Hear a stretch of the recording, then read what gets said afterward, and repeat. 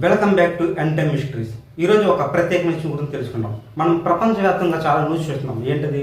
Charlie Kirk అనే ఒక అతను చనిపోయారు. అసలు అతను ఎవరు, అతను ఎందుకు చంపబడ్డారు అనే విషయాల గురించి తెలుసుకుందాం.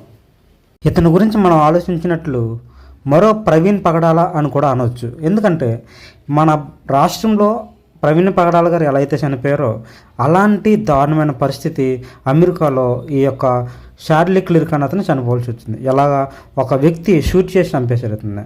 మనం ఇతని గురించి ఆలోచించినట్లయితే చార్లీ కిర్క్ అనే ఇతను ఉటా వ్యాలీ యూనివర్సిటీలో చంపబడ్డాడు. ఏ విధంగా? ఒక వ్యక్తి షూట్ చేయడం ద్వారా. ఇతని యొక్క ఒరిజినల్ నేమ్ ఏంటంటే చార్లెస్ జేమ్స్ కిర్క్. అక్టోబర్ 14వ తారీఖున 1993 సంవత్సరంలో ఇతను జన్మించాడు.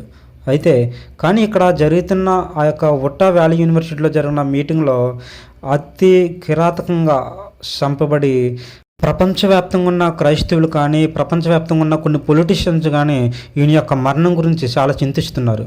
ఇతను చంపబడిన ఒక అరగంటకు ముందు చంపబడిన తర్వాత ఒక ప్రైవేట్ జెడ్ N888KG అనే ఒక ప్రైవేట్ జెడ్ అక్కడి నుంచి వెళ్ళిపోయింది. అసలు అది ఎందుకు వచ్చింది?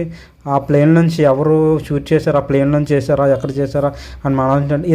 ఇదంతా ఎలా ఉందంటే ఒక పక్క ప్లాన్తో చెప్పినట్టుగా ఉందన్నమాట. ఇదంతా మనం ఆలోచించినట్లయితే అప్పుడప్పుడు ఈయన్ని చాలా కాలేజీల్లో కానీ యూనివర్సిటీస్ కానీ ఒక స్పెషల్ గెస్ట్ని పిలుస్తారు. ఎందుకంటే ఈయన స్టూడెంట్ ఫెడరేషన్కి అక్కడ ఉన్న టర్నింగ్ పాయింట్ USA అనే ఒక స్టూడెంట్ ఫెడరేషన్ ఉంది.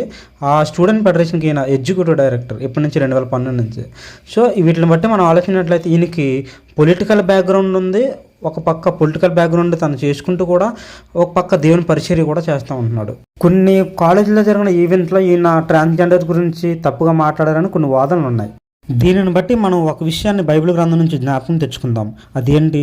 యోహాను సువార్త 3:18 ఆ తీర్పు ఇదే, వెలుగు లోకంలోకి వచ్చాను కానీ తమ క్రియలు చెడ్డమైనందున మనుష్యులు వెలుగుని ప్రేమింపక చీకటినే ప్రేమించరి అని రాయబడి ఉంటుంది.